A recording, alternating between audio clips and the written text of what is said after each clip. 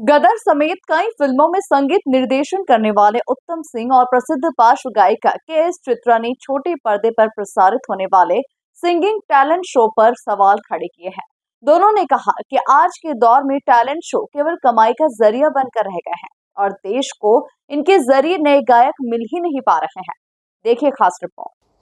लता मंगेशकर अलंकरण समारोह इंदौर में आयोजित हो रहा है। इस समारोह में गीत संगीत क्षेत्र में उत्तम सिंह और के.एस. चित्रा को लता अलंकरण सम्मान से सम्मानित किया जाएगा। शहर में आयोजित लता अलंकरण समारोह के लिए पहुंचे उत्तम सिंह और पार्श्व गायिका के.एस. चित्रा ने टैलेंट शो के सवाल पर जवाब देते हुए कहा कि पुराने जमाने में गुरुकुल में पढ़ने के बाद शिष्य को यही बताया जाता था कि कहाँ कैसा गाना गाना है या फिर परफॉर्मेंस देना है, लेकिन आज जिस तरह के टैलेंट शो खासकर बच्चों के लिए चलाए जा रहे हैं वे सिर्फ आयोजक कंपनियों द्वारा कमाई करने का जरिया है।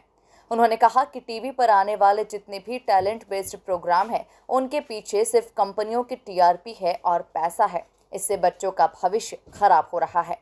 देखिए ये क्या है, आपने शायद सुना होगा या जाना होगा, मुझे पता नहीं। गुरुकुल हुआ करता था, ये आप लोगों ने सुना होगा।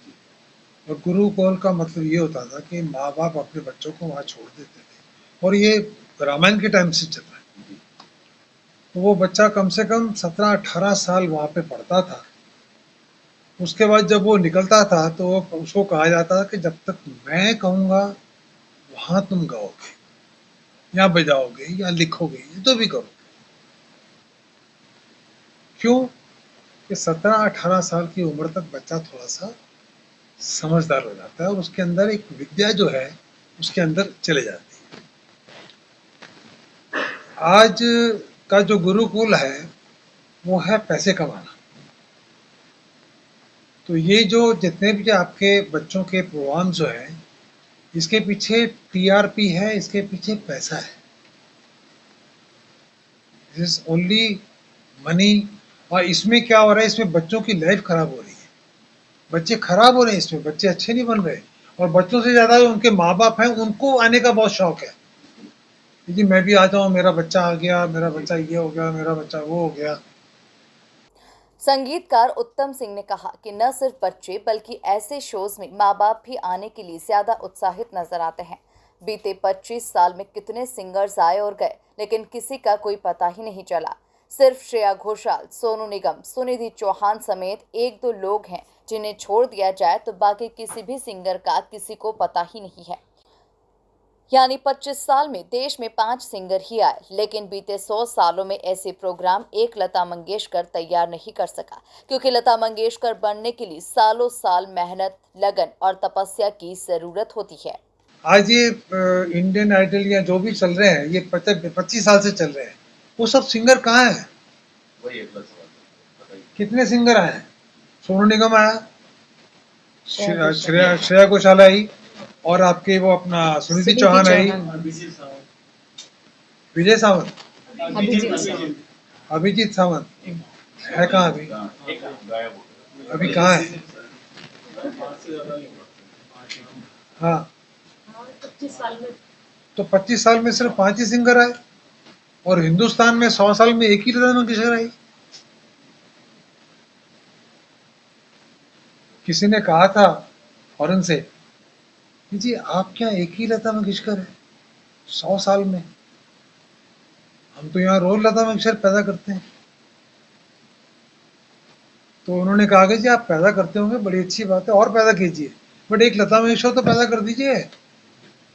वो तो नहीं मिली, क्योंकि उसके पीछे तपस्या थी, उसके पीछे लर्निंग था, उसके पीछे जो एक क्या कहते हैं मेहनत होती है, माँ बाप की मेहनत, उनकी खुद की मेहनत। नौशाद साहब का एक एक गाना 40-40 दिन उन्होंने रिहर्सल किया है। वो क्या था? आज म्यूजिक डायरेक्टर वहीं गाना बनाता है, वहीं सीखते हैं, वहीं गा जाते हैं। वो फिर जैसा बनाया वैसे ही गाया, वैसे ही खत्म हो गया। तो ये जो चीजें जो है, ये mainly it is nothing else but TRP. अच्छा, जो कंपनियां बना रही हैं वो तो अरबोंपति हो रही हैं, और जो हमारे बच्चे जो गा रहे हैं वो 2-3 साल में तो थोड़ा बहुत पैसा मिल जाता है, उसके बाद क्या? Depression. Correct, very right word. उसके बाद डिप्रेशन। गायिका के एस चित्रा ने तमिल और मलयालम फिल्मों का उदाहरण देते हुए कहा कि वहाँ चीजें कुछ अलग है।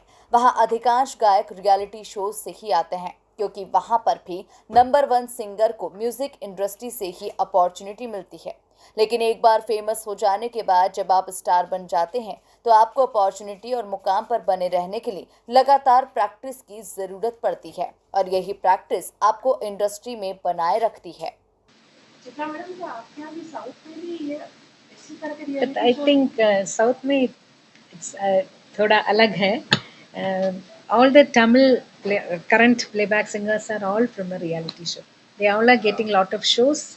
They are number 1 singers in the music industry now. So they are getting lot of opportunities. But what I feel is after once you became famous through such shows, you'll get shows and everybody people get to know you more and they're already stars. That's what it is.